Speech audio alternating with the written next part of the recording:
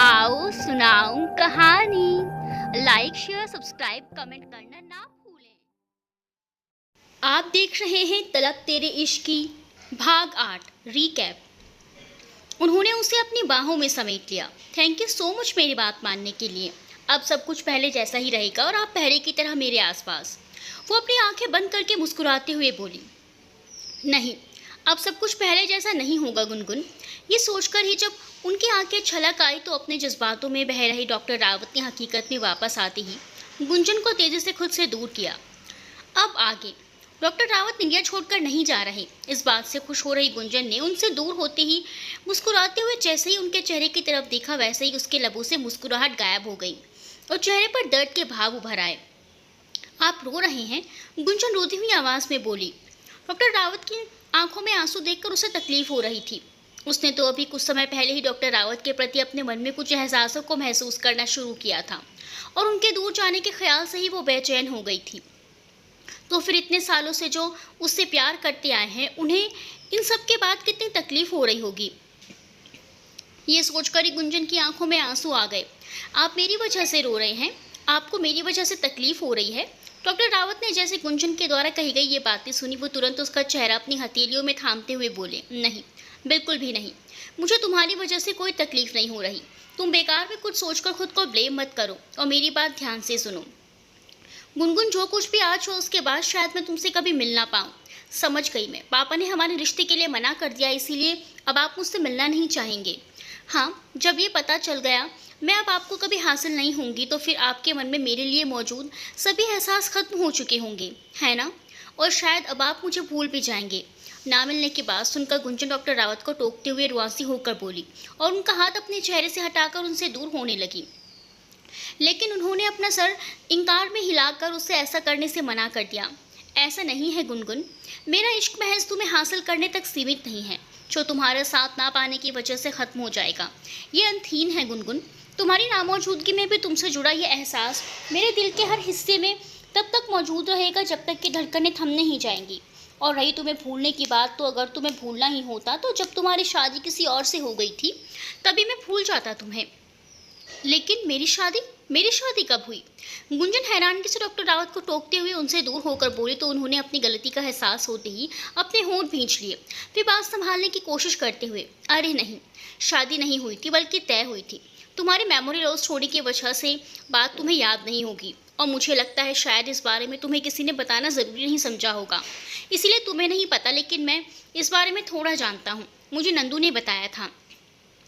बोलते हुए डॉक्टर रावत ने गुंजन की आंखों में देखा तो वो उन्हें ही सवालिया नजरों से देख रही थी। उसकी सवालिया निगाहों को देखने के बाद वो समझ गई कि उसे इस बारे में जानना है, इसीलिए उन्होंने आगे कहना जारी रखा। तुम्हारे दादाजी की तबीयत अचानक से कुछ ज़्यादा ही खराब हो गई थी। जिस तरह से उनकी कंडीशन थी उनका ज़्यादा दिनों तक बचना नामुमकिन था और ये बात जब उन्हें पता चली तो उन्होंने तुम्हारी शादी करवाने की जिद ठान ली। फिर अंकल आंटी ने तुम्हारे लिए रिश्ता देखा, तुम्हारी शादी तय कर दी। सब कुछ तय हो चुका था, डेट्स भी फाइनल हो चुकी थी, लेकिन सगाई होने के 2 दिन पहले ही तुम्हारा एक्सीडेंट हो गया और फिर जब उन्हें तुम्हारी कंडीशन के बारे में पता चला तो उन लोगों ने रिश्ते से मना कर दिया। तुम्हारा रिश्ता तय होकर टूट चुका है, इस बात का पता चलने पर तुम्हें बुरा लगेगा, शायद इसीलिए तुमसे किसी ने इस बारे में बात नहीं की। कहकर डॉक्टर रावत ने गहरी सांस ली। मुझे ऐसा क्यों लग रहा है जैसे आप मुझसे झूठ बोल रहे हैं? आप मुझसे कोई बात छुपा रहे हैं ना? नहीं, तुम्हें बस ऐसा महसूस हो रहा है गुनगुन। मैं ना तो झूठ बोल रहा हूँ ना ही तुमसे कुछ छुपा रहा हूँ। इसीलिए ओवर थिंकिंग करना बंद करो और पास की बातों को भूलकर फ्यूचर पर ध्यान देना शुरू करो। अभी जैसा कि मैंने तुमसे कहा, मैं शायद तुमसे ना मिल पाऊँ, तो इसका मतलब ये नहीं है कि मैं हमेशा के लिए तुमसे दूर हो जाऊंगा, बस तुम्हारे आसपास और तुम्हारे साथ नहीं रह पाऊंगा। लेकिन मैं चाहे जहाँ भी रहूँ तुम्हारी मदद के लिए हमेशा तैयार रहूँगा और जब भी तुम्हें मेरी ज़रूरत होगी मैं तुम्हारे बुलावे पर तुम्हारे सामने हाजिर हो जाऊँगा। इसीलिए आज जो कुछ भी हुआ उसे भूल जाओ और किसी प्रकार का कोई भी गिल्ट अपने अंदर मत रखो। अब सब कुछ भूलकर तुम बस अपने फ्यूचर पर ध्यान देना है और सबसे पहले स्टडी कंप्लीट करके साइकेट्रिस्ट बनना है। उसके बाद अपनी मर्जी और अंकल की सहमति से शादी करके अपनी लाइफ को अच्छे से जीना और खुश रहना। सब कुछ भूलकर किसी और से शादी करके मैं खुश कैसे रह सकती हूँ? आप ऐसा कैसे कह सकते हैं? आप मुझसे प्यार करते हुए किसी और से मेरी शादी होने के बारे में सोच भी कैसे सकते हैं? क्या अब आपका प्यार मेरे लिए खत्म हो गया? क्या अब आप मुझसे प्यार करते हैं या नहीं? बोलते हुए गुंजन का गला रुंध गया और उसकी आंखों से आंसू छलकर जमीन पर गिरने लगे। तो डॉक्टर रावत ने उसके करीब जाकर उसे अपनी बाहों में समेट लिया और उसके सर पर हाथ फेरते हुए उसे चुप कराते हुए बोले, गुनगुन, मैं बस तुम्हारी खुशी चाहता हूँ, तुम्हें खुश देखना चाहता हूँ, इसीलिए बोल रहा हूँ ऐसा। लेकिन अगर तुम कुछ और चाहती हो तो कोई बात नहीं, तुम अपनी मर्जी से जो चाहती हो वो कर सकती हो। मैं हर चीज़ में तुम्हें सपोर्ट करने के लिए तैयार हूँ। गुंजन को समझाकर उसे शांत करवाने के बाद डॉक्टर रावत ने जैसे ही उसे खुद से दूर करने की कोशिश की, उसने उनके हाथ को पकड़कर उन्हें ऐसा करने से मना कर दिया। उसकी इस हरकत पर डॉक्टर रावत ने उसके चेहरे की तरफ देखा तो वो अपनी घनी पलकें झपकाते हुए बोली, आपने बताया नहीं, अब आप मुझसे प्यार करती हैं या नहीं? तुम्हें इससे क्या फ़र्क पड़ता है गुनगुन? तुम्हारे लिए तो मेरा तुमसे प्यार ना करना ही बेहतर है। इससे तुम्हें आगे बढ़ने में कोई तकलीफ नहीं होगी और ना ही तुम्हारे मन में मुझे लेकर कोई गिल्ट रहेगा। तुम्हारे लिए यही बेहतर है कि हम महज एक दोस्त बनकर रहें। नहीं, उसकी भी ज़रूरत नहीं है, हम दोस्त बनकर भी नहीं रहते, बल्कि आप एक काम करिए, भूल जाइए मुझे। गुंजन कहते हुए गुस्से में डॉक्टर रावत से दूर हो गई। फिर वो रोते हुए अपनी पलकें झुकाकर बोली, हाँ, यही बेहतर रहेगा आपके लिए, क्योंकि अब आप एक आधी अधूरी और खामियों से भरी लड़की से प्यार क्यों करेंगे? गुनगुन। डॉक्टर रावत ने नाराज़गी भरे लहजे में उसका नाम लेते हुए उसकी बाजू को पकड़कर खुद के करीब किया और फिर एकदम से उसके चेहरे पर झुकते हुए उसके सर को अपने लबों से चूम लिया। अचानक ही डॉक्टर रावत की इस हरकत से गुंजन की धड़कनें सामान्य गति से तेज हो गई और पलकें स्वतः झुक गई। इस वक्त तो कुछ भी रिएक्ट करने की बजाय अपने दिल में हो रही हलचल को महसूस करते हुए मुंह बंद कर खड़ी रही। आज पहली बार अपनी हदें तोड़ी हैं मैंने, सिर्फ तुम्हें अपनी मोहब्बत का एहसास कराने के लिए। वरना मेरी ख्वाहिश थी मेरे लबों के स्पर्श से पहले तुम्हारे माथे को मेरी उंगलियां सिंदूर भरते हुए स्पर्श करें, लेकिन अब शायद ये मुमकिन नहीं। जानती हो, पिछले 7-8 सालों से मैं बस तुम्हारी यादों के सहारे रहता आया था, लेकिन जब से तुमसे वापस मुलाकात हुई है, तुम्हारे बिना रहना सोचकर ही दिल में चुभन सी होने लगती है। मगर मेरी किस्मत में शायद तुम्हारा साथ लिखा ही नहीं है, तभी तो एक बार फिर से तुम खुद से दूर जाते हुए बेबस होकर देखना पड़ेगा मुझे। खैर, मुझे लगता है अब तुम्हारे सवालों का जवाब मिल गया होगा, तो अब चलता हूँ। मैं अपना ख्याल रखना और हो सके तो कभी कभी याद कर लेना मुझे। डॉक्टर रावत अपनी बात कहकर वहाँ से चले गए और गुंजन बस उनके द्वारा कही गई बातों को समझने की कोशिश करने लगी। अपनी बेख्याली में उन्होंने उसे वो सब कह दिया जो उसे याद नहीं था और ना ही उसे इस बारे में बताया गया था। अभी कुछ टाइम पहले दिल में हो रहे नए एहसास से ये हलचल से बाहर आई और गुंजन के दिमाग में अब कई सवाल पनपने लगे थे। उन सवालों का जवाब जानने के लिए वो वहाँ से तुरंत आशना के रूम में चली गई, लेकिन आशना अपने रूम में नहीं थी। इस वक्त तो बालकनी में बैठी हुई आदर्श से बातें कर रही थी। माँ ने बताया था पापा का 4 साल पहले गोरखपुर ट्रांसफ़र हुआ था। वहाँ ही मेरी नंदिनी से दोस्ती हुई थी, माँ पापा की उनकी फैमिली से। इस हिसाब से हमें मिले 4 साल हुए, तो फिर चंद 7-8 साल पहले से ही मुझे कैसे जानते हैं? और वो तो अपनी स्टडी की वजह से गोरखपुर रहते भी नहीं होंगे। फिर उन्हें मुझसे इतना प्यार कैसे हुआ? माना कि वो कभी कभी छुट्टियों में घर आते थे, लेकिन मैं उनसे कैसे मिलती थी? उस वक्त वो दादाजी भी हमारे साथ थे और बुआ के साथ जो हादसा हुआ था उसके बाद वो पहले से ज़्यादा स्ट्रिक्ट हो गए थे। फिर कैसे बिना मिले बात किए उन्हें मुझसे इतना प्यार हो गया? ये भी हो सकता है कि मैं उस टाइम नंदिनी के साथ उसके घर जाया करती थी और उसी दौरान उनसे मिलकर बातें कर लेती थी। हाँ, शायद ऐसा ही होता होगा। तो क्या उस दौरान मैं भी चंद से प्यार करने लगी थी? नहीं, मैं ऐसा कैसे कर सकती हूँ? मुझे तो दादाजी की वजह से लड़कों को देखने और उनसे बात करने में ही डर लगता था। फिर मैं किसी से प्यार कैसे कर सकती थी? लेकिन अभी जो मैंने किया वो क्या था? जिस तरह से मैंने उनसे बातें की उस हिसाब से ऐसा लग रहा था कि मैं भी उनसे प्यार करती हूँ। नहीं, पापा ने जो कुछ कहा उसके बाद मेरे दिल में उनके लिए कोई एहसास नहीं पनपने चाहिए, वरना मुश्किल हो जाएगी। मगर इन सब के बावजूद मैं उनसे दूर जाना बर्दाश्त नहीं कर सकती, और वो भी तो मेरे दूर चले जाने पर दुखी हो जाएंगे।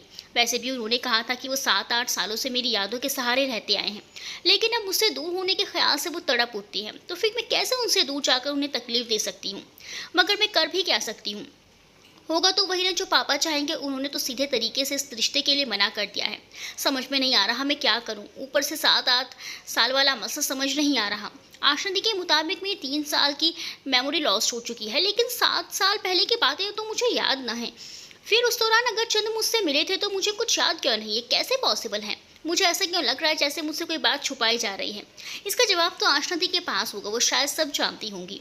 हाँ, मैं उनसे पूछती हूँ सब, मगर पता नहीं वो सब कुछ सच सच बताएंगी या नहीं। वैसे भी दी ने बताया कि वो और हम अभी 2 महीने पहले ही तो मिले हैं, फिर उन्हें कैसे सब पता होगा? हो गॉड, क्या करूं मैं? सवालों के बीच जूझती हुई गुंजन ने अपना सर पकड़ लिया।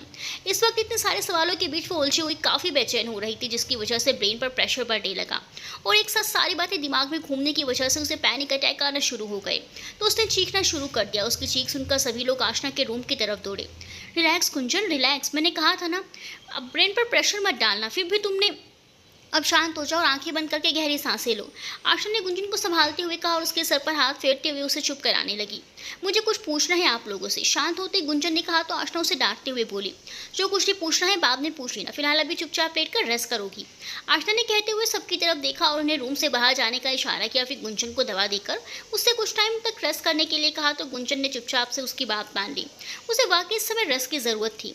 खुश है ना आप अपनी बेटी को इस हालत में देखकर? अपने रूम में आते ही कविता जी ने तंज कसते हुए मनोज जी से कहा और अपना बैग उठाकर उसमें अपने कपड़े रखने लगी। उनकी बातें और उनकी हरकत की वजह से मनोज जी की आंखों में नमी उतर आई, जिसे वो जब्त करते हुए कविता जी के करीब जाकर खड़े हो गए। ये क्या कर रही हैं आप? अपने कपड़े बैग में क्यों रख रही हैं? उन्होंने नम्र लहजे में पूछा। आपसे मतलब मैं कुछ भी करूँ, आपको क्या लेना देना है उससे? जाइए, जाकर अपनी जाति परंपरा निभाइए और उसी के साथ खुश रहिए, लेकिन मैं और मेरी बेटी अब आपके साथ नहीं रहेंगे। अच्छा, तो फिर कहाँ रहोगी आप और आपकी बेटी?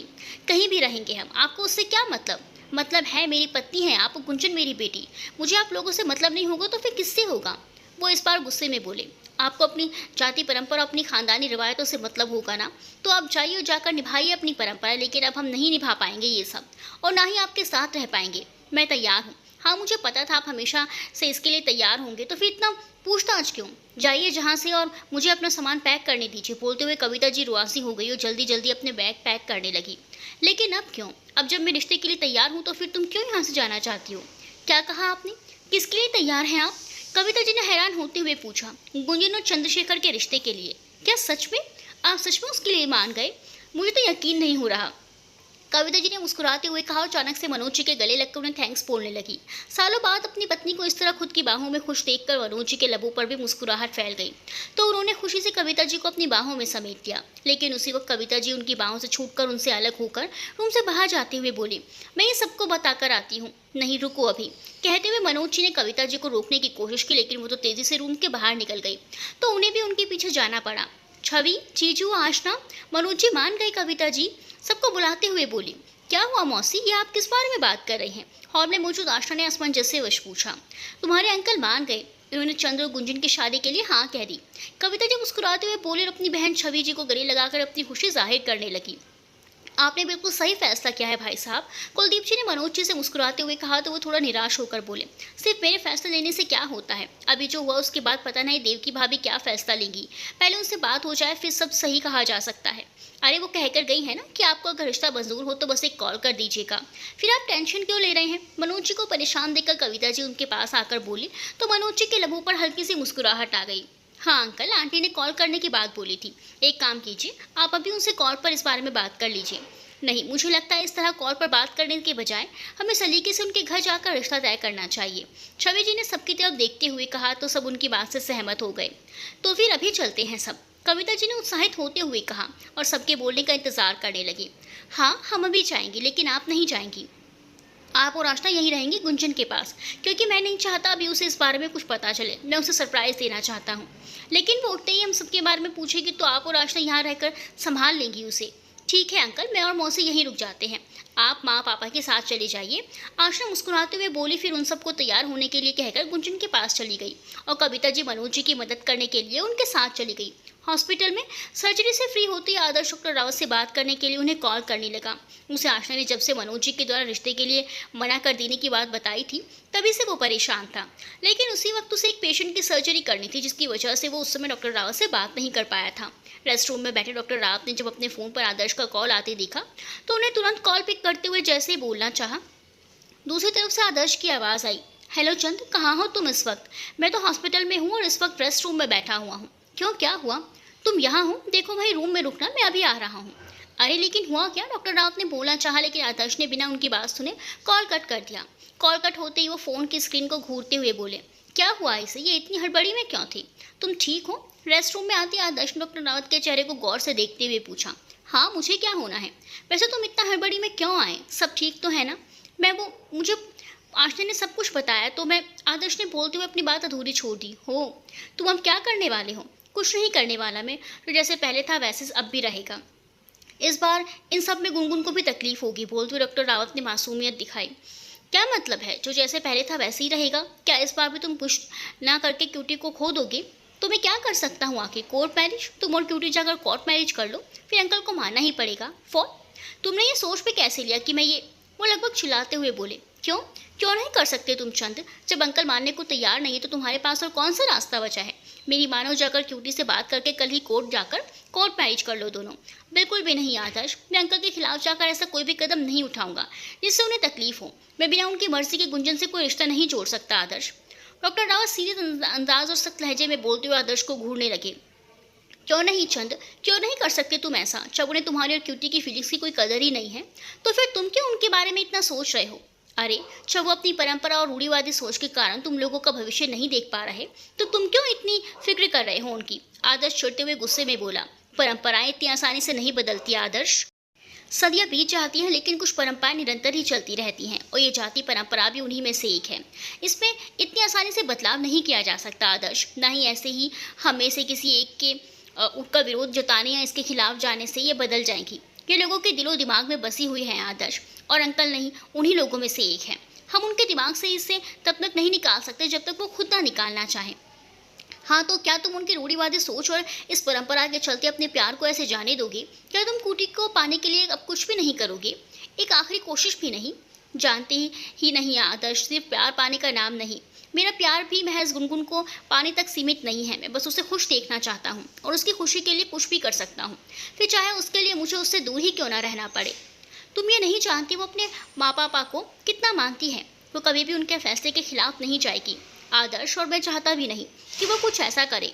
एक पिता और एक बेटी के मध्य का रिश्ता चाहे जैसा भी हो, बेटी हमेशा हर चीज़ से आगे अपने पिता के मान को रखती है और हर पिता के लिए गर्व की बात होती है। मैं कभी नहीं चाहूँगा कि मेरी वजह से इस रिश्ते का मान भंग हो। लेकिन चंद नहीं आदर्श, अब इसके आगे इस टॉपिक पर कोई भी बात नहीं करनी है मुझे। प्लीज़ अभी जाओ यहाँ से। डॉक्टर रावत ने आदर्श को चुप कराते हुए कहा तो आदर्श गुस्से में उठकर वहाँ से चला गया। उसके जाते डॉक्टर रावत ने अपनी आंखें बंद करके अपने सिर को सोफे के पिछले हिस्से से टिका दिया। 20 मिनट में तैयार होकर मनोज जी, छवि जी और कुलदीप जी के साथ डॉक्टर रावत के जाने के लिए निकल चुके थे और लगभग आधे घंटे में वो सब उनके घर पहुंच गए थे। वहां पहुंचने के बाद घर के अंदर जाते वक्त मनोज जी काफ़ी असहज महसूस कर रहे थे, लेकिन कुलदीप जी के सब कुछ ठीक होगा कहने पर वो सहज होकर देवकी जी के सामने गुंजन के रिश्ते की बात कर रहे थे। मुझे यकीन नहीं हो रहा आप मान गए। मैं बता नहीं सकती मैं आपके इस फैसले से कितनी खुश महसूस कर रही हूँ। काश इस वक्त चंद यहाँ होता, लेकिन वो आपके घर से यहाँ आने के बजाय सीधे हॉस्पिटल चला गया। मगर मैं अभी उसे कॉल करके इस बारे में बता दूंगी। फिलहाल आप लोग मुंह मीठा कीजिए। देवकी जी खुश होते हुए बोली और सबको टेबल पर प्लेट में रखी मिठाई सर्व करने लगी। अब जब रिश्ते की बात हो गई है तो फंक्शन की डेट भी फिक्स कर लेते हैं। कुलदीप जी ने देवकी जी और मनोज जी को सुझाव दिया। हाँ लेकिन हम पंडित जी को साथ नहीं लाए तो फिर कैसे? छवि जी ने ये कहकर सबकी तरफ देखा तो सब इस बारे में ये गौर कर रहे थे। वैसे अगर आप लोगों को एतराज़ ना हो तो क्यों ना हम आशना और आदर्श के डेट्स के दिन ही गुंजन और चंद की सगाई और शादी करें? कुलदीप जी ने देवकी जी और मनोज जी से पूछा तो उन्होंने कोई एतराज़ ना जताते हुए अपनी अपनी सहमति जताई। फिर सब कुछ तय हो जाने पर सब देवकी जी को शुक्रिया और अलविदा कहकर घर वापस आ गए। घर आते ही मनोज जी गुंजन के पास चले गए। गुंजन बस सब कुछ टाइम पहले ही नींद से जागी थी। वो अपने पापा को अपने सामने देखकर अंदर ही अंदर घबरा रही थी, क्योंकि मनोज जी उसके चेहरे को देखकर समझ रहे थे और उसकी घबराहट कम करने के लिए ज़रूरत से ज़्यादा मुस्कुरा रहे थे। अपने पापा से नाराज़ होना? नहीं पापा, मैं आपसे बिल्कुल भी नाराज़ नहीं हूँ। मैंने तुम्हारे और चंद के रिश्ते के लिए मना कर दिया। इस बात से क्या सच में तुम मुझसे नाराज़ नहीं हो? नहीं पापा, आप बचपन से मेरे लिए हर चीज़ का फैसला लेते आए हैं और मैं हमेशा से आपके फैसले को मानती आई हूँ। इस बार भी मैं आपके इस फैसले को मानने के लिए तैयार हूँ पापा, और आपसे बिल्कुल भी नाराज़ नहीं हूँ। गुंजन के इतना कहते मनोज जी की आंखों में नमी और होंठों पर हल्की सी मुस्कुराहट आ गई। अपनी बेटी की बातें सुनकर आज उन्हें गर्व हो रहा था, लेकिन साथ ही साथ वो खुद को दोषी भी मान रहे थे। मगर इन सब के बीच वो खुश थे और अपनी खुशी जाहिर करते हुए उन्होंने गुंजन के सर पर हाथ फेरते हुए मुस्कुरा कर कहा, I am proud of you बच्चा। थैंक यू पापा, लेकिन क्या आप मेरी एक बात मानेंगे? गुंजन ने उम्मीद भरी नजरों से मनोज जी को देखते हुए कहा। हाँ क्यों नहीं, बताओ कौन सी बात माननी है मुझे? पापा मैं गांव नहीं जाना चाहती, मैं यहीं रहकर पढ़ना चाहती हूँ। प्लीज़ आप मुझे गांव चलने के लिए फोर्स मत कीजिएगा। ठीक है, मैं तुम्हारी ये बात मानने के लिए तैयार हूँ। तुम अपनी मौसी के पास रहकर अपनी पढ़ाई कर सकती हो। थैंक यू सो मच पापा। गुंजन ने खुश होते हुए कहा। अपने पापा के गले लगकर कुछ सोचते हुए मुस्कुराने लगी। अरे मैं भी हूँ, मुझे भी कभी गले लगा लिया करो। कविता जी अचानक से मनोज गुंजन के पास आकर बोली तो गुंजन मुस्कुराते हुए उठकर उनके गले लगते हुए बोली, माँ आप ऐसे मुस्कुराते हुए ही अच्छी लगती हैं, इसलिए ज़्यादा गुस्सा मत किया कीजिए, पापा बेचारे डर जाते हैं। अच्छा, तुम्हें बहुत पता है कौन डरता है कौन नहीं, कविता जी ने गुंजन के कान खींचते हुए कहा। फिर वो मनोज जी की तरफ देखते हुए बोली, चलिए बाहर चलकर चाय पी लीजिए। गुंजन तुम भी चलो, चलकर चाय पी लो। ओके माँ, गुंजन ने कहा और अपने पापा के साथ कमरे से बाहर निकलकर हॉल एरिया में आ गई। वहाँ पर आशना, छवि जी और कुलदीप जी के साथ बैठी हुई थी। गुंजन और डॉक्टर रावत के बारे में बात कर रही थी, लेकिन गुंजन को आता देख वो चुप हो गई। रात को डिनर करने के बाद सब गुंजन आशना के साथ सोने के लिए बिस्तर पर लेटी तो अपने मन में पनपे सभी सवाल का जवाब जानने के लिए वो उससे इस बारे में पूछने लगी। दी, आप लोग मुझसे कुछ छुपा रहे हो ना? देखो अगर आप लोग ऐसा कर रहे हो तो प्लीज़ मत करो, प्लीज़ मुझसे कुछ छुपाने की बजाय मुझे मेरे बारे में सब बता दो ना। गुंजन रिक्वेस्ट करते हुए बोली और आस भरी नजरों से आशना की तरफ देखने लगी तो आशना उसकी बात सुनकर तुरंत अपनी पलकें झपकाते हुए बोली, देखो मैं तुमसे कुछ नहीं छुपा रही हूँ गुंजन, मैं तो पिछले 3 दिनों से तुम्हारे साथ ही हूँ। फिर इन दिनों जो भी हुआ वो हमारे सामने हुआ, जिसमें छुपाने जैसा कुछ भी नहीं है। तो बताओ मैं क्या छुपाऊंगी? मैं इन दिनों की बात नहीं कर रही दी, मैं तो अपने बीते सालों में हुई घटनाओं के बारे में बात कर रही हूँ। गुंजन ये कहने पर आशा तुरंत गहरी सांस भरकर बाहर छोड़ते हुए रिलैक्स होकर बोली, ओहो लेकिन तुम अभी इस बारे में क्यों बात कर रही हो? देखो हम सुबह इस बारे में बात करेंगे, अभी सो जाओ। आशा ने ये कहकर लेटकर अपनी आंखें बंद कर ली और सोने की कोशिश करने लगी। तो उसे ऐसा करते देख गुंजन भी ना चाहते हुए अगले दिन बात करने के बारे में सोचकर उसके साथ ही सोने की कोशिश करने लगी। कहाँ रह गए थे तुम? कॉल भी नहीं पिक कर रहे थे और आज इतनी देर क्यों आए? डॉक्टर रावत के घर आते ही देवकी जी ने उनसे पूछा। बिजी था माँ, इसीलिए कॉल पिक नहीं कर पाया। दरअसल एक मिशन के तहत कुछ हॉस्पिटल के ऑनर्स एक साथ मिलकर कल से कुछ पिछड़े गांव और कस्बों में मेडिकल कैंप लगाने वाले हैं, तो उसी के बारे में डिस्कशन चल रही थी। हो, तो क्या तुम मेडिकल कैंप में शामिल होने के लिए कस्बे या गाँव में जाने वाले हो? हाँ, हेड ने हमारे हॉस्पिटल की तरफ से मुझे ही जाने के लिए बोला है। क्या? लेकिन अगर तुम चले गए तो फिर तुम्हारी एंगेजमेंट की तैयारियाँ कैसे होंगी? मेरी एंगेजमेंट की तैयारियाँ? देवकी जी की बात सुनकर डॉक्टर रावत अविश्वसनीय बड़ी नजरों से उनकी तरफ देखकर तुरंत उनके टोकते हुए बोले, माँ ये क्या बोल रही हैं आप? क्या बोल रही हूँ से क्या मतलब है तुम्हारा? सही तो बोल रही हूँ ना? अगर तुम चले गए तो मैं अकेले कैसे हैंडल करूँगी सब कुछ? देवकी जी परेशान होते हुए बोली, लेकिन माँ आपको क्या हैंडल करना है? अगर आपको अकेले यहाँ रहने में प्रॉब्लम होगी तो आप नंदू को बुला लीजिएगा, और अगर वो ना आए तो आप उसके घर चली जाइएगा। इससे क्या होगा? तुम समझ क्यों नहीं रहे? तुम्हारी एंगेजमेंट की तैयारियों में तुम्हारा रहना ज़रूरी है। मेरी एंगेजमेंट? डॉक्टर रावत हैरान होकर अपनी भवें सिकोड़ते हुए बोले, माँ ये आप क्या बोल रही हैं? मेरी एंगेजमेंट कब हो रही है और किससे हो रही है? पहली बार देवकी जी से एंगेजमेंट की बात सुनकर उन्हें लगा शायद उन्होंने गलत सुना है, मगर अब फिर ये सुनकर वो बिल्कुल अचंभित थे। अरे मैं तो तुम्हें ये बताना भूल ही गई। क्या करूं, जब से मनोज जी तुम्हारा गुंजन का रिश्ता तय करके गए हैं मैं इतनी खुश हूँ, आधी बातें भूल ही जा रही हूँ। माँ, अंकल मेरा और गुनगुन का? माँ आप सच बोल रही हैं ना?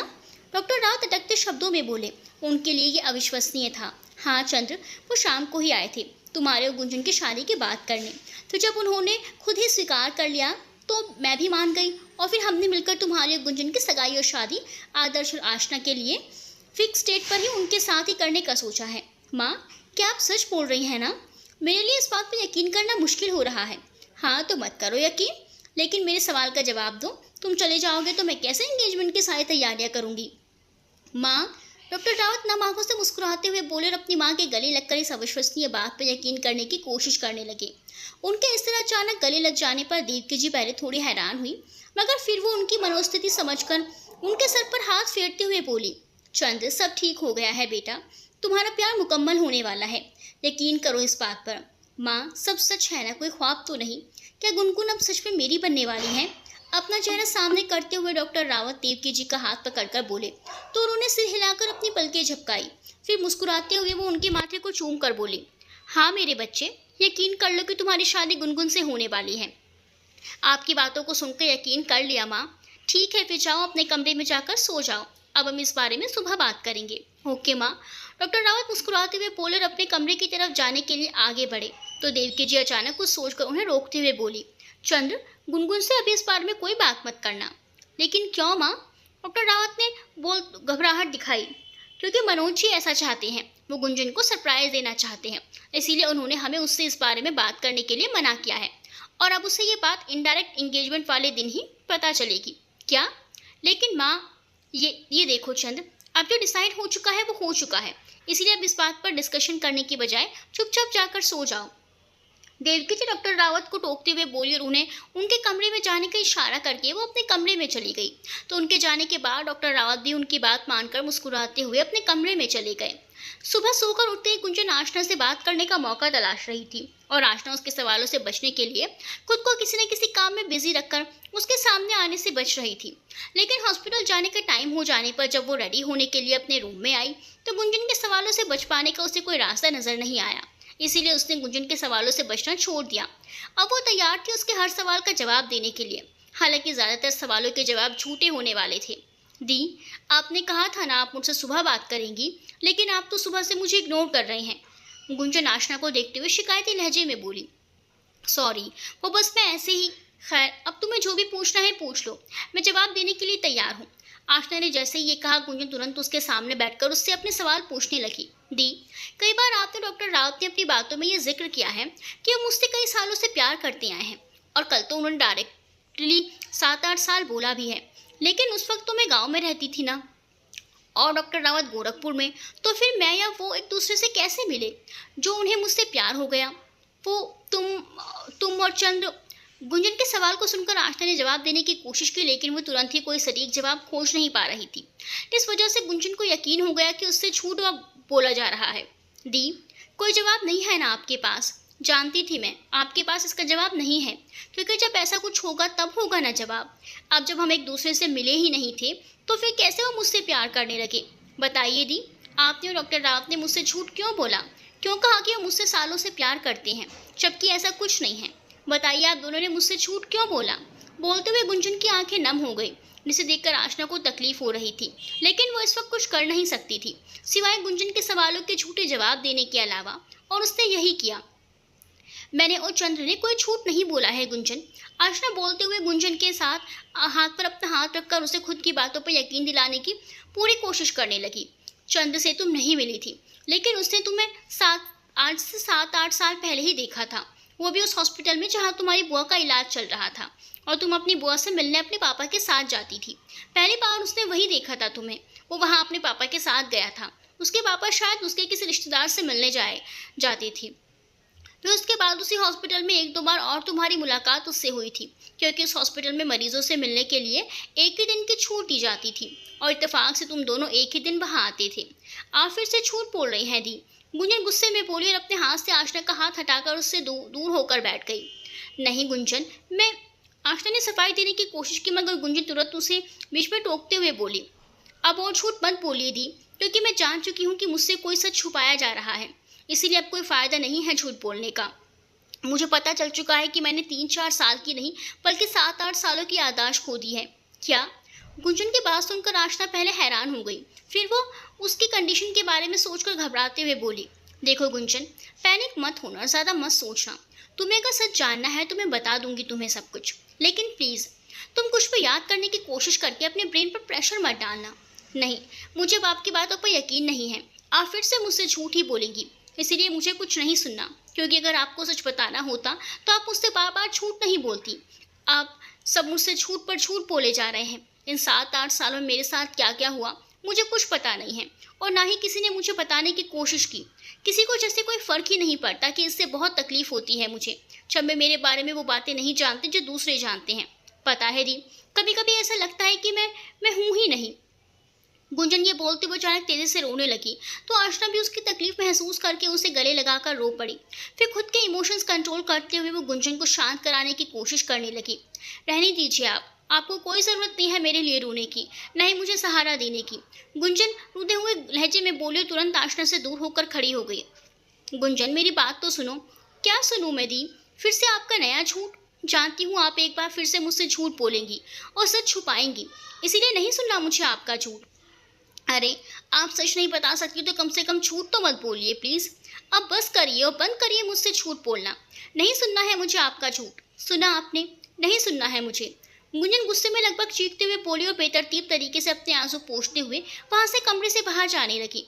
रुको, झूठ नहीं सुनना तुम्हें मेरा, लेकिन सच तो सुनना है ना, तो फिर सुनकर जाओ ताकि तुम्हें पता चल सके तुमसे झूठ बोलकर सच क्यों छुपाया गया। आशना सख्त लहजे में बोलते हुए गुंजन के सामने जाकर खड़ी हुई, फिर उसका हाथ पकड़कर उसे टोकते हुए बेड के पास लाकर उस पर उसे बिठाती हुई बोली, सच जानना है ना तुम्हें तो सुनो। तुमने अपने 7-8 साल की याददाश्त खो दी है और इन 7 सालों में जो भी कुछ हुआ उसमें सबसे कुछ ज़रूरी बातें ही तुम्हें बताई गई हैं, बाकी तुम्हें नहीं बताई, क्योंकि इसके पीछे की वजह जो मेरी बातों को सुनने के बाद तुम्हें समझ आएगी। 8 से 7 साल पहले तुम्हारे पापा का ट्रांसफ़र गोरखपुर हुआ था, तो वो तुम्हें लेकर गोरखपुर शिफ्ट हो गए थे। तुम्हारे माँ पापा और तुम्हारे दादाजी वहाँ एक किराए के मकान में रहते थे। तुम्हारा एडमिशन वहाँ पर ही मेडिकल कॉलेज में हुआ। वहीं से तुम्हारी और नंदू की दोस्ती हुई थी और तुम्हारे पापा और नंदू के पापा भी एक दूसरे के दोस्त बन गए थे। फिर ये दोस्ती धीरे धीरे बढ़ती गई। तुम्हारे मकान से कुछ दूरी पर ही नंदू का घर था, तो एक दूसरे के घर आना जाना भी होता रहता था। उसे बीच में जब चंद कभी छुट्टी टाइम पर घर आता था तो तुमसे मिलकर बहुत खुश होता था।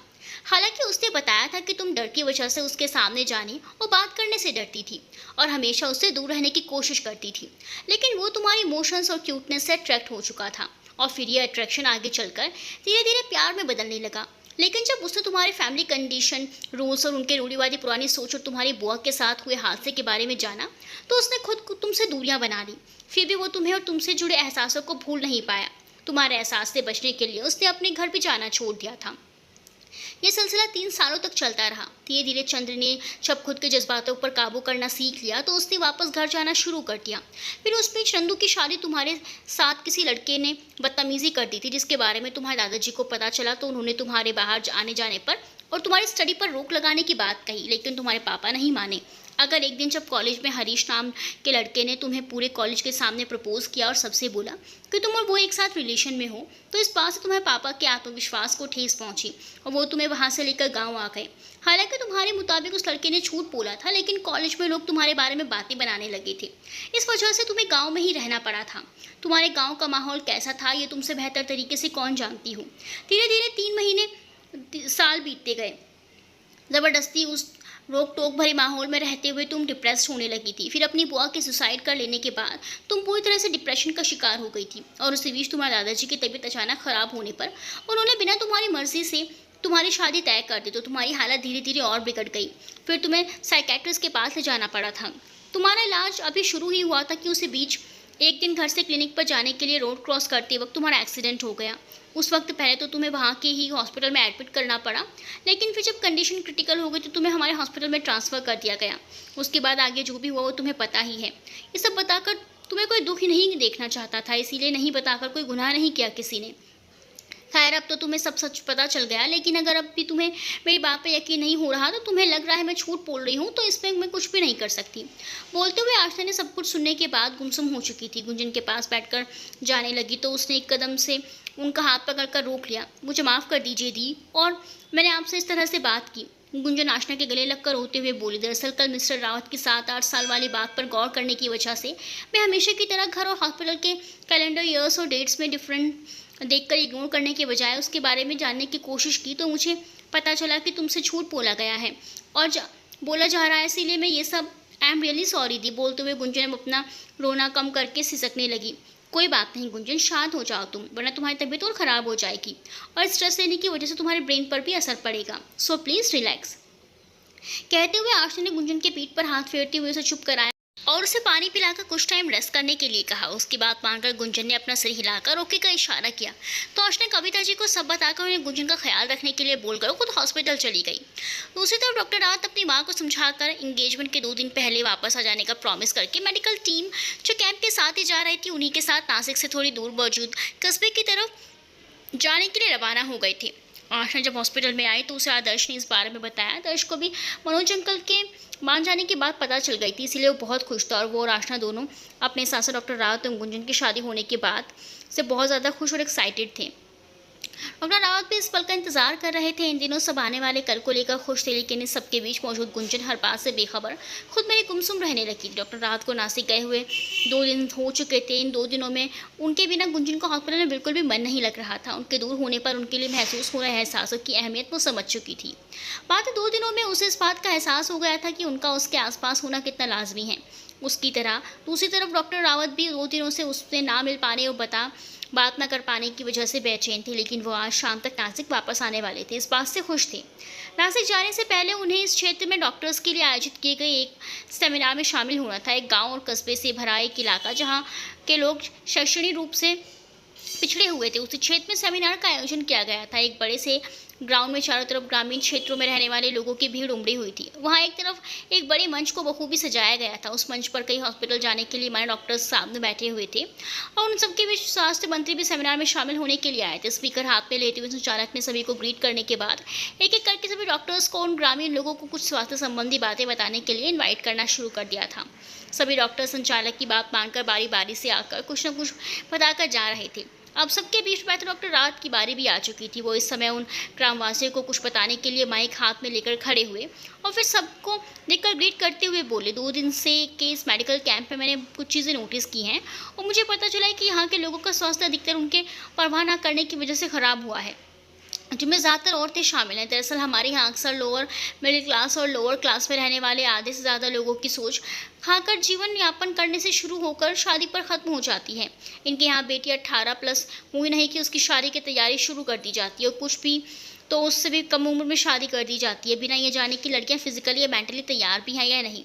उन्हें फिजिकल रिलेशन, घर संभालने और पारिवारिक सामंजस्य रखने में जैसी चीज़ों की जानकारी है भी या नहीं, वो अभी जिम्मेदारी की संभालने के काबिल है या नहीं, इस बात पर अच्छे से विचार किए बिना ही लड़कियों की शादी कर दी जाती है और फिर यहीं से बीमारी की शुरुआत होती है। जब फिजिकल रिलेशन के बारे में उन्हें नॉलेज नहीं होती तो उनके मैरिड लाइफ के साथ साथ उनके सेहत पर भी इसका बुरा असर पड़ता है। जब वो घर की जिम्मेदारियों को नहीं संभाल पाने के कारण परिवार में सामंजस्य नहीं स्थापित कर पाती तो घर का माहौल तनावपूर्ण हो जाता है, जो कि उनके लिए मानसिक बीमारियों का कारण बन सकता है। इसी तरह ग्रामीण क्षेत्र की लड़कियों का शहरों में विवाह हो जाने के कारण, एक एकांकी परिवार में पली बड़ी लड़कियां संयुक्त परिवार में विवाह हो जाने के कारण वो खुद उन सबके अनुरूप में ढलने, उनको समझने और घर की जिम्मेदारियों के बीच रिश्ते में सामंजस्य नहीं बैठा पाती तो घर वालों से मिल रहे तानों की वजह से वो डिप्रेस्ड हो जाती हैं। इस बीच ना वो खुद का ख्याल रख पाती है, ना ही अपने स्वास्थ्य पर ध्यान दे पाती हैं और आगे चलकर वो मानसिक और शारीरिक रूप से बीमार पड़ जाती हैं। इन सब की वजह से उनके प्रेगनेंसी में भी बहुत ज़्यादा समस्या आती है और कभी कभी तो इस वजह से ना जाने कितनी लड़कियों को अपनी जान गंवानी पड़ती है। ऐसा इसलिए होता है क्योंकि वो शारीरिक रूप से प्रेगनेंसी हैंडल करने के योग्य नहीं होती, तो कभी बार बार मिसकैरेज और अबॉर्शन की वजह से भी इनकी जान को खतरा होता है। हालांकि ऐसा हर बार सबके साथ नहीं होता, लेकिन मैंने इस कैंप में चल रहे इलाज के दौरान लड़कियों से बात की है तो उनके बारे में ऐसी कुछ भी बातें पता चली। उनकी बातों के हिसाब से शादी के बाद उनके सेहत पर बुरा असर पड़ा है, क्योंकि वो भी इस जिम्मेदारी को संभालने के लिए तैयार नहीं थी, लेकिन उन्हें ये जिम्मेदारी सौंप दी गई। वो तो हर हाल में उसे निभाने की कोशिश कर रही हैं। हालांकि ऐसा सबके साथ हो ये ज़रूरी नहीं, लेकिन यहाँ अधिकतर लड़कियाँ इससे पीड़ित हैं, इसलिए मैंने ये बात आप लोगों के सामने रखी। प्लीज़ आप लोग अपनी माँ बहनों, अपनी पत्नी और किसी भी रिश्ते से आपसे जुड़ी लड़कियाँ, महिलाओं की सेहत को ध्यान में रखते हुए उनके बारे में कोई फैसला लिया कीजिए और उनके सेहत संबंधी चीज़ों को लेकर किसी प्रकार की लापरवाही मत किया कीजिए। अब आप सब मेरी कही बातों पर विचार कीजिएगा और हो सके तो इस बात पर अमल भी कीजिएगा। अपना और अपने अपनों की सेहत का ख्याल रखने की हर मुमकिन कोशिश करते रहिएगा। धन्यवाद। अपनी बात पूरी करने के बाद डॉक्टर रावत ने सबको एक बार फिर से ग्रीट किया और फिर वो मंच से नीचे उतर आए। सेमिनार लगभग समाप्त हो चुका था, इसीलिए वो यहाँ से सीधा रेलवे स्टेशन चले गए। ट्रेन में सफ़र करते हुए वो अगले दिन दोपहर तक नासिक वापस आ गए थे। ट्रेन के स्टेशन पर रुकते ही उन्होंने अपने घर की तरफ रुख किया। सफ़र से थके होने के कारण वो घर जाकर रेस्ट करने लगे। फिर रात को डिनर के वक्त उन्होंने देवकी जी और नंदू से अगले दिन शॉपिंग करने की बात कही। यहाँ जल्दी शिफ्ट होने के कारण ज़्यादा कोई भी उनके जान पहचान का नहीं था। उनके सभी फंक्शन में नंदू के ससुराल वाले और आदर्श की फैमिली वाले शामिल होने वाले थे। वैसे तो आधे से ज़्यादा शॉपिंग देवकी जी नंदू कर चुकी थी, लेकिन एंगेजमेंट रिंग और उनके ड्रेस लेने के लिए अगले दिन देवकी जी उनके साथ मार्केट गई थी। वहाँ पर उन्होंने आश्रम के द्वारा दिए गए साइज़ के हिसाब से गुंजन के लिए रिंग खरीदी और डॉक्टर रावत ने कुछ ज़रूरी चीज़ें लेने के बाद अपने पसंद का एक सूट खरीदा। आश्रम और आदर्श की फैमिली तो पहले ही अपनी शॉपिंग कर चुकी थी। अब तो सबको बस अगले दिन की सुबह का इंतज़ार था। सुबह का समय, इंगेजमेंट की सारी तैयारियां आशना के घर पर हो रही थी। दरअसल उसके घर का कंपाउंड काफ़ी बड़ा था, इसीलिए वहाँ आसानी से किसी भी फंक्शन का आयोजन किया जा सकता था। इस वक्त वहाँ कंपाउंड में ही बड़े और खूबसूरत शामियाने से उस जगह को सजाया गया था। चारों तरफ अभी कुछ ना कुछ तैयार किया जा रहा था। घर के अंदर बैठी आशना और गुंजन भी तैयार हो रही थी। जहाँ आशना खुश होकर अपना मेकअप करवा रही थी, वहीं गुंजन बिना मर्जी के बैठी थी। उसे समझ नहीं आ रहा था उसे क्यों तैयार किया जा रहा है, लेकिन इस सब के बीच वो अंदर ही अंदर इतने दिनों बाद डॉक्टर रावत से मिलने के बारे में सोचकर खुश भी हो रही थी। इंगेजमेंट की पूरी तैयारी हो गई थी। आशना के सभी रिलेटिव्स भी आ चुके थे। अब बस इंतजार था आदर्श, डॉक्टर रावत और उनकी फैमिलीज का, जो बस अभी अभी मेन गेट से अंदर आ रहे थे। उन्हें आता देख कुलदीप जी, छवि जी, कविता जी और मनोज जी, जो गेट पर ही नजरें टिकाए खड़े थे, वो तुरंत ही उनके पास उनका वेलकम करने के लिए चले गए। एक दूसरे से मिलकर मुस्कुराते हुए सबने एक दूसरे को अच्छे से ग्रीट किया। फिर सब साथ में कंपाउंड में कॉरिडोर की डेकोरेट की गई जगह की तरफ चले गए। कंपाउंड में एक तरफ एक खूबसूरत सा स्टेज बनाया गया था, उसके सामने ये बीच में थोड़ी जगह छोड़कर दोनों साइड से कुर्सियां रखी गई थी। वहीं साइड में एक छोटा सा डांस फ्लोर बना था। इस वक्त वहाँ एक खूबसूरत सा सॉन्ग बज रहा था। कुछ ही मिनट में सभी लोग वहाँ पहुंचे और जहाँ उनके बैठने का इंतजाम किया गया था वहाँ पर बैठ गए। डॉक्टर रावत, आदर्श, उनकी फैमिलीज और उनके रिलेटिव्स को बैठने के बाद कुलदीप जी और मनोज जी ने वहाँ मौजूद सभी वेटर को उन्हें नाश्ता सर्व करने के लिए कहा। फिर उन्होंने छवि जी और कविता जी से आशना और गुंजन को थोड़े टाइम बाद स्टेज पर लाने के लिए कहा, तो वो दोनों लोग मुस्कुराते हुए उन दोनों को लेने के लिए चले गए। तैयार हो गई हमारी बेटियाँ, छवि जी और कविता जी एक साथ आशना के कमरे में आते हुए बोली, और तो उन दोनों को तैयार कर रहे ब्यूटिशियन ने हाँ कहकर अपना सर हिला दिया। वाह, बिल्कुल राजकुमारी लग रही है आज मेरी दोनों बेटियां। छवि जी ने आशना और गुंजन को देखकर उनकी बनाए लेते हुए कहा, तो दोनों ही खुलकर मुस्कुरा दी। माँ, क्या हुआ, आप रो क्यों रही हो? गुंजन ने कविता जी की आंसू से भरी आंखों में देखकर परेशान होते हुए पूछा। नहीं, रो नहीं रही मैं, ये तो खुशी के आंसू हैं। कविता जी मुस्कुराते हुए बोली और अपनी छोटी उंगली से आंखों के किनारे से काजल लेकर बारी बारी दोनों के कान के पीछे लगाकर उनके माथे को चूमकर उन्हें हमेशा खुश रहने की दुआएं देने लगी। अब हमें चलना चाहिए, सब वेट कर रहे हैं हमारा, छवि जी ने कहा, तो कविता जी ने सिर हिलाकर सहमति जताई। फिर दोनों लोगों आशना और गुंजन को लेकर कमरे से बाहर डेकोरेटिव एरिया की तरफ चली गई। वहीं कुलदीप जी और मनोज जी ने सबके नाश्ते कर लेने के बाद डॉक्टर रावत आदर्श को स्टेज पर जाकर वहां रखे सोफे पर बैठने के लिए कहा।